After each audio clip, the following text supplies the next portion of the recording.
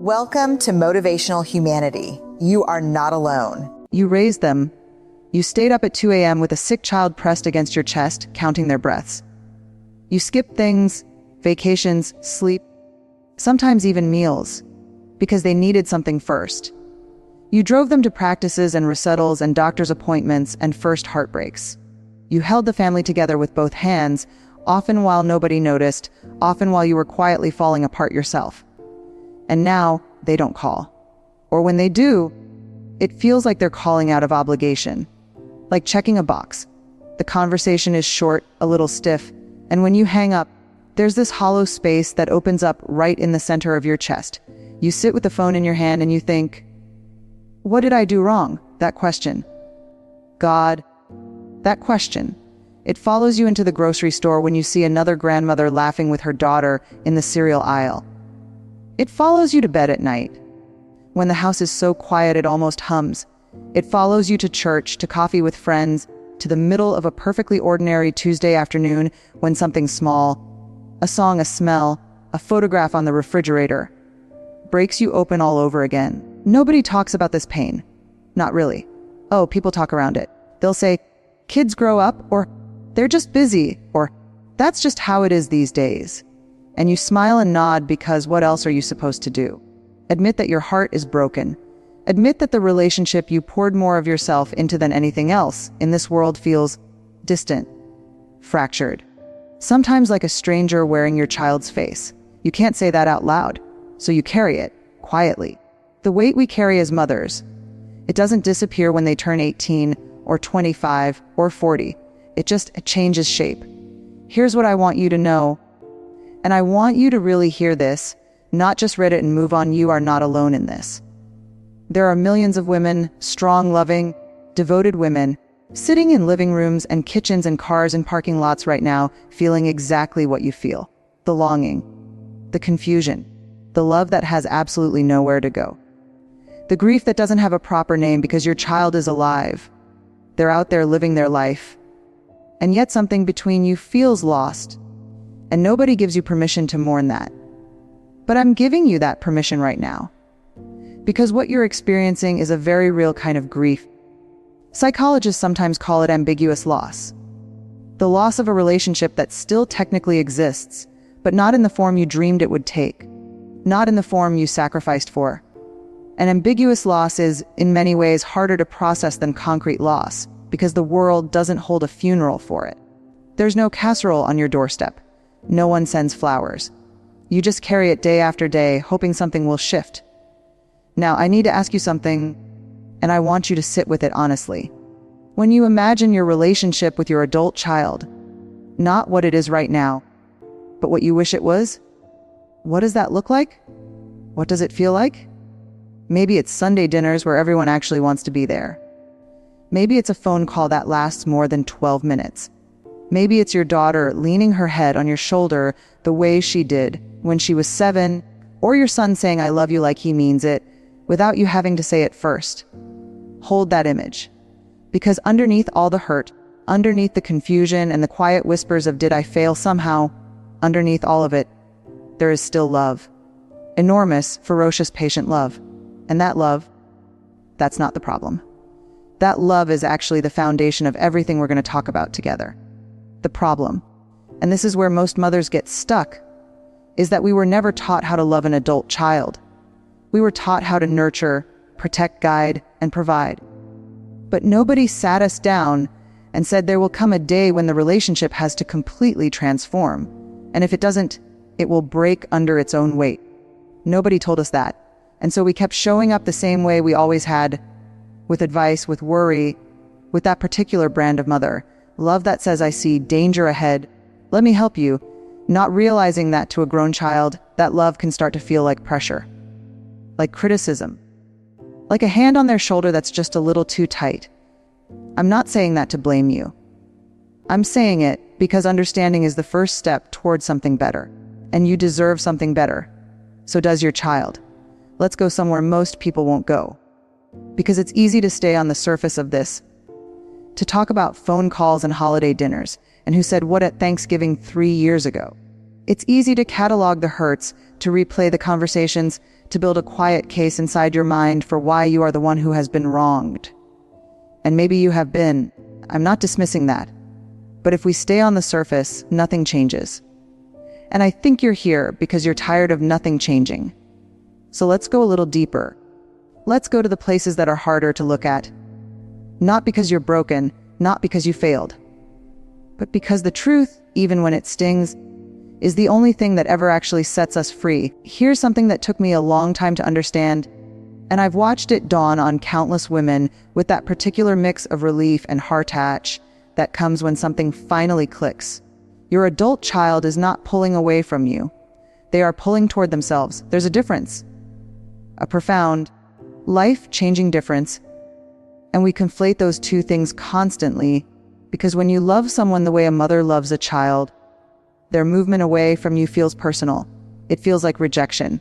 It feels like all those years, all that sacrifice added up to being left behind.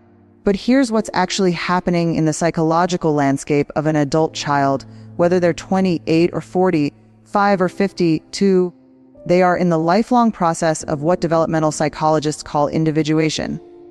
Becoming a fully separate self, forming an identity that belongs entirely to them, their own values, their own rhythms, their own way of seeing the world.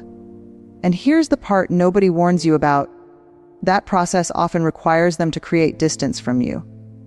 Not because you're a bad mother, not because they don't love you, but because the gravitational pull of a mother's love, especially a devoted mother's love, is so powerful that some children feel they cannot fully breathe, cannot fully become, unless they create some space between themselves and that pull. Think about it this way. When your child was small, your job was to be their entire world. Their safe harbor, their North Star, their source of food and comfort and answers and warmth. You were supposed to be everything, and you were everything. That was right and beautiful and necessary. But a grown person cannot have someone be their entire world. They'll suffocate. Even if the love is genuine, even if the intentions are pure, even if every single thing you ever did came from a place of absolute devotion, the sanctuary you built for them in childhood, that warm, protected space, can start to feel like walls when they're adults now. I want to pause here because I know what some of you are thinking. But I'm not overbearing. I don't interfere. I give them space. I bite my tongue constantly. And I believe you, I genuinely do. But here's the quiet truth we don't always let ourselves examine. Sometimes the most painful dynamic between a mother and adult child isn't about what's said. It's about what's felt. It's the unspoken weight of expectation. The love that arrives with invisible strings attached, not out of manipulation, but out of need. The mother who doesn't say, "You should call more," but whose entire energy communicates, "I am waiting for you. I am counting on you. My happiness lies partly in your hands." Adult children feel that. They feel it deeply, even when nothing is spoken aloud. And the response, the pulling away, the short calls, the missed holidays, isn't cruelty. It's survival. It's a grown person trying to protect their own sense of self from being consumed by guilt and obligation and love so large it casts a shadow. I know that's hard to hear. I know it might feel like I'm defending them or minimizing your pain. I'm not. Your pain is real and it is valid and it deserves to be honored. But we cannot understand our children without being willing to step inside their experience, even for just a moment, even when it's uncomfortable. There's something else we need to name, and this one lives in the unspoken truths that most families carry for generations without ever examining. The wounds from childhood that your child never told you about. This is delicate territory, so stay with me. Most mothers, most good mothers, did things that hurt their children without ever knowing it. Not from malice, not from neglect, but from their own unhealed wounds, their own limitations, their own patterns inherited from their mothers before them. The criticism that was really anxiety in disguise, the emotional unavailability during a difficult season of your own life, the way conflict was handled or wasn't, the divorce if there was one, the favoritism, real or perceived, the moments when a child needed something specific and got something else instead, something that didn't quite fit, even though it was offered with love. These things leave marks.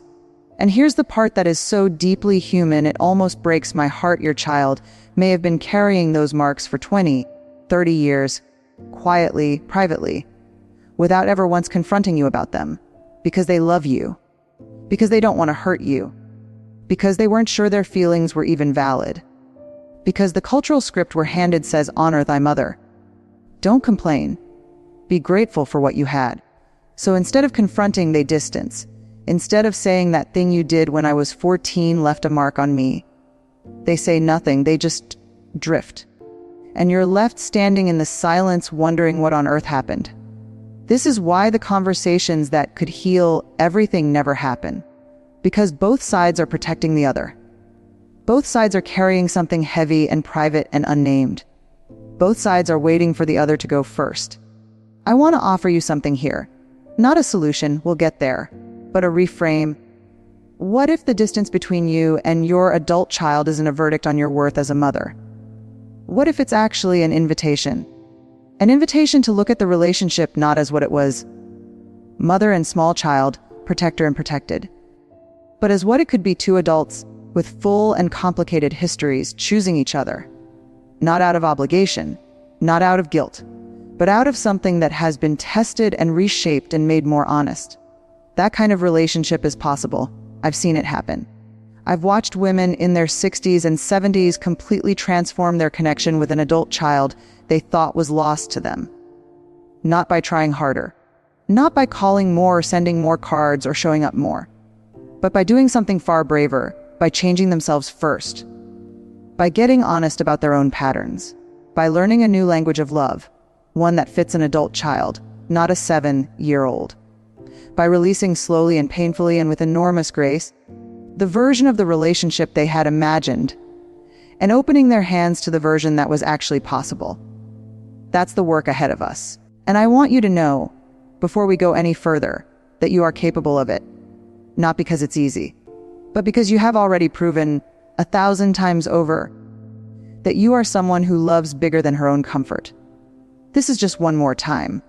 So we've sat with the pain. We've looked at it honestly, turned it over in our hands, stopped pretending it wasn't there. We've gone into the uncomfortable territory of understanding why things feel the way they feel, not to assign blame, not to build a case, but to finally see clearly. And seeing clearly, as hard as it is always the beginning of something new. Now comes the part that matters most. Not because the understanding wasn't important. It was enormously. But because understanding without action is just sophisticated suffering. And you've suffered enough, so let's talk about what you can actually do. Not in a checklist kind of way, not in a 10 steps to fix your family kind of way, because relationships aren't spreadsheets and people aren't problems to be solved. But in a real, honest, this is what actually works kind of way. The first thing, and I cannot stress this enough, is the hardest thing. You have to stop waiting for them to go first. I know how unfair that feels. You didn't create this distance. You didn't ask for it. In many ways, you've been the one showing up, the one reaching out, the one leaving voicemails that go unanswered and sending birthday cards into what feels like a void. Why should you have to be the one to change? Here's the honest answer. Because you're the one who wants it to be different. And because you're the one with the wisdom, the life experience, the perspective that comes from having lived long enough to know that pride is a very expensive thing to hold on to.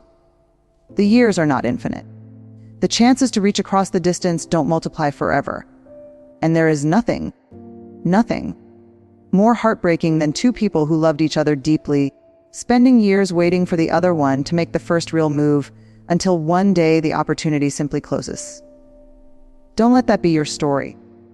So what does going first actually look like? Because I don't mean calling more. I don't mean showing up unannounced. I don't mean sending longer emails explaining your side of things. Going first means something quieter and far more powerful than any of that. It means sitting down, maybe with a journal, maybe in the sanctuary of your own bedroom with the door closed and the world outside, and asking yourself one genuinely difficult question. What would I need to let go of to have the relationship I actually want? Not what would they need to change. Not what would need to happen to you. What would you need to release? Maybe it's the expectation of how often they should call. Maybe it's the image of Sunday dinners that look a certain way with everyone present and happy and grateful. Maybe it's the need to be consulted about their decisions, their parenting choices, their relationships, their careers. Maybe it's the habit of offering advice before it's been asked for. Even when the advice is good, even when it comes from genuine love and experience. Maybe, and this is the deepest one, it's the identity. Because for so many women in their 50s, 60s, and 70s, being a mother isn't just something they do. It's the core of who they are. It's the role that gave their life its most profound meaning, its greatest sense of purpose. And when that role starts to shrink, when the children don't need you the same way, when your opinion carries less weight, when the calls get shorter and the visits get fewer, it doesn't just hurt the relationship. It shakes something fundamental about who you believe yourself to be. And so the clinging, the pushing, the advice, giving, the quiet martyrdom, sometimes isn't really about the child at all. It's about a woman trying to hold onto her own sense of value in a world that doesn't always honor the depth of what mothers carry. I say that with tremendous tenderness, because that is one of the most human things imaginable. And recognizing it isn't weakness. Recognizing it is the beginning of freedom. Here's something practical, and I want you to really try this. The next time you interact with your adult child, whether it's a phone call, a text, a visit, try something radically different. Try being genuinely, completely curious about them. Not curious in the way that loops back to worry. Not curious in the way that's really just surveillance wrapped in a question, but truly openly curious. The way you'd be curious about a fascinating person you just met at dinner. Ask them what they're excited about right now. Ask them what's been hard lately. Ask them what they're reading or watching or thinking about. And then, this is the critical part. Listen without an agenda. Don't listen for opportunities to give advice. Don't listen for warning signs that confirm your worries. Don't listen while simultaneously composing your response in your head. Just listen. Let their life be interesting to you rather than something to be managed or assessed. Do you know what most adult children say they want most from their mothers? Not more love. They know they're loved. They've never doubted the love. They want to feel seen. As who they actually are right now. Not who they were at 12, not who you hoped they'd become, not a project or a concern or a reflection of your own success and failure as a parent, but as a full, complicated, autonomous human being whose inner life is rich and real and worth being curious about.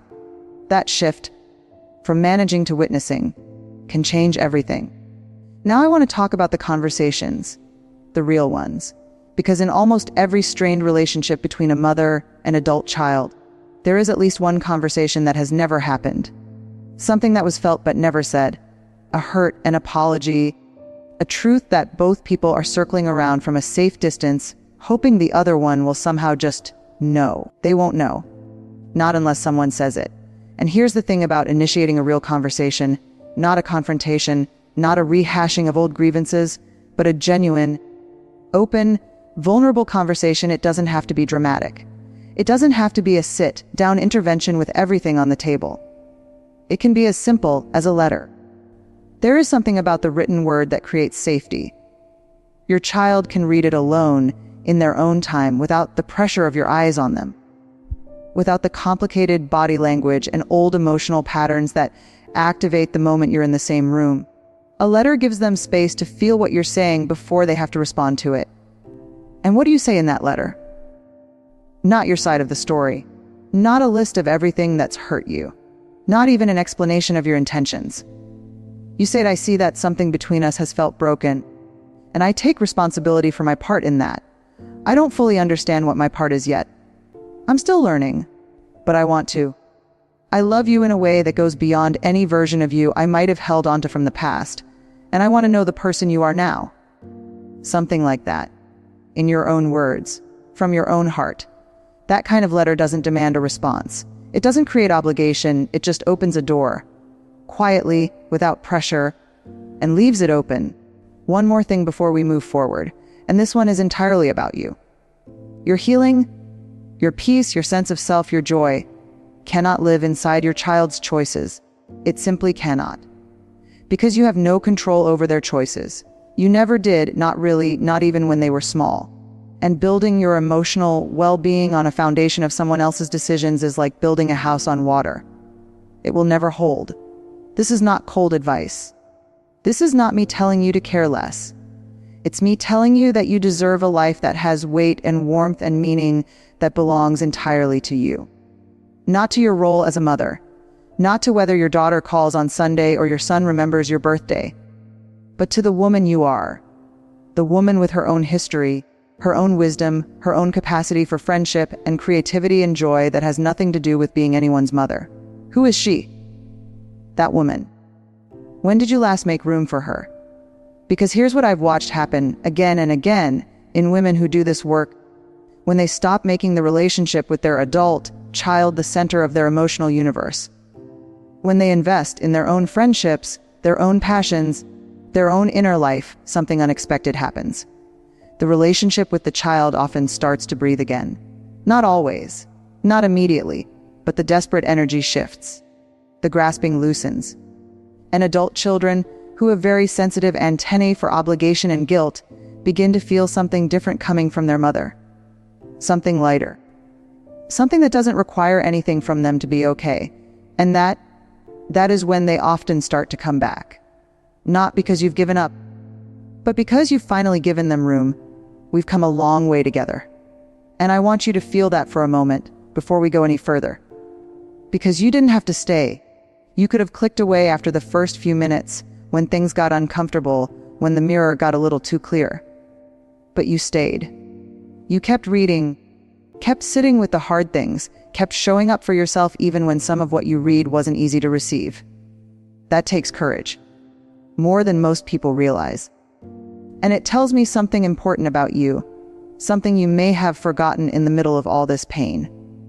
It tells me that underneath the grief, underneath the confusion and the longing and the quiet heartbreak of loving someone who feels far away, there is a woman who genuinely wants to grow, who wants more than just relief from pain, who wants something real. That woman is who this final part is for. Let's talk about forgiveness, not the greeting card version. Not the bumper sticker that says forgive and forget, as if pain has an off switch and memory is something you can simply choose to erase. I mean real forgiveness, the kind that is earned slowly, practiced imperfectly, and has nothing whatsoever to do with whether the other person deserves it or has even apologized. Because here's the unspoken truth about forgiveness that nobody seems to want to say plainly. It is not a gift you give to the person who hurt you. It is a gift you give to yourself. When you carry resentment toward your adult child, for the missed calls, the harsh words, the holidays that didn't happen, the version of family you were promised and never quite received, you are not punishing them. They are out there living their lives, largely unaware of the weight you're carrying inside your chest. The resentment lives in you. It takes up space in you.